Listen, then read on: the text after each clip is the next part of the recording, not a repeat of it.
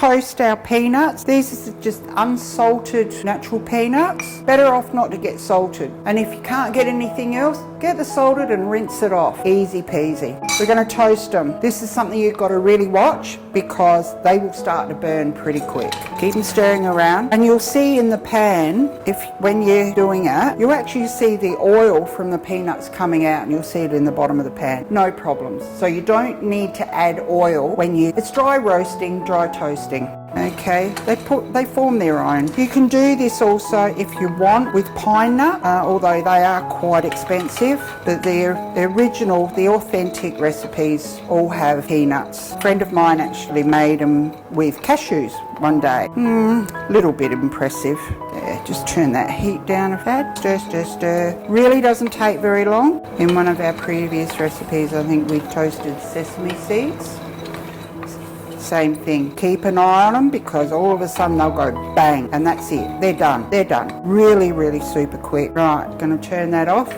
I'm going to change pans so that this one gets some heat up, because when we're going to cook the steak, we need it bang hot. And I mean bang hot, otherwise don't bother doing it. Get that happening. Okay, now with the peanuts, we're just going to put them into a bowl just to cool off a little bit. You can either chop them with a sharp knife on the board, or what I'm going to do, when they're cool, put them into a Ziploc bag. We don't want plastic coated peanuts. Sugar coated, fine, not plastic coated. So just move them around just to cool them off for a bit, or stick them in the fridge, but don't do that for too long because they will go a bit on the soft side. Some of them are a little bit on the dark side. Doesn't matter. Doesn't spoil the taste too much. As long as you don't pull out some really black ones. Going to give this a feel. No, it's still a little bit too hot. I might just leave that aside. Get my beautiful assistant just to put it somewhere where it might be cooler than here by the oven, just so that it cools off a bit quicker. Okay, don't put your hand on the pan. Hold it above. And if you feel it in the centre especially, these pans are great. When they're up to temperature, the red actually disappears. We're not going to wait that long because I can feel it getting pretty hot. Yep, the little dots on the red has disappeared.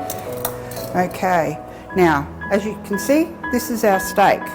You'll say, that doesn't look like the same one. Well, it's not. Like I said, need to marinate it for a couple of hours or overnight. I did this one earlier, so exactly the same ingredients, exactly the same procedure. And that's what we want to hear.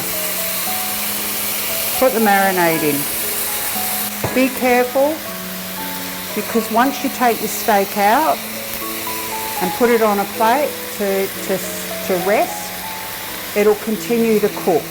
So you don't want overcooked steak. Give it a stir around, mainly because I want to pick it up by this end.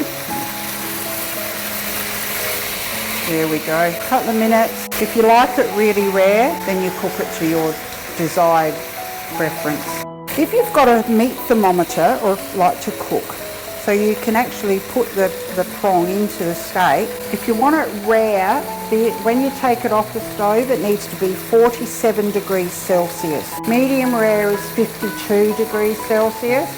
Medium, 57 degrees Celsius. Medium well done, 60.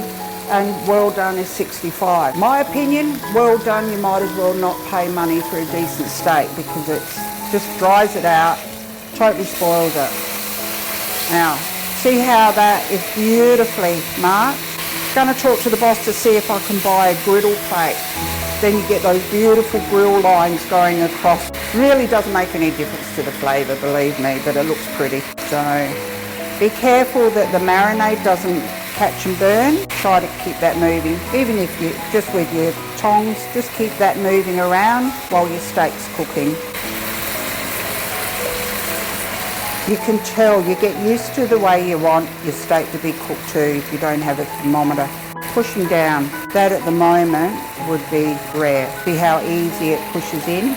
Okay, so we'll leave that for a few more minutes, and remember, it does continue cooking once you take it off the stove. When you take it off, you're going to put some foil over it lightly. Don't tightly wrap it because you'll steam it and it will go soggy. That's the only way I can describe it, soggy meat. Right, I think that'll be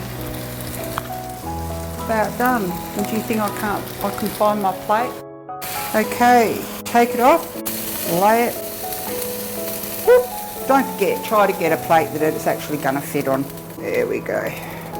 Alright, switch your heat off. Put your pan away so the exhaust goes up. And we're going to go on, we're going to wrap this, like cover it with the foil. And looks a bit messy. Don't worry about it. And we're going to make the salad up that it goes with. Right. So when you're putting the foil on, like I said, don't wrap it too tight. Make a tent.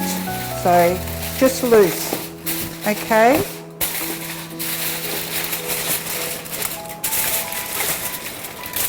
Just like that. See, you've got that space there. Just so, and that area where it's open, the steam can come out of it. So you just put that aside while we make the salad up.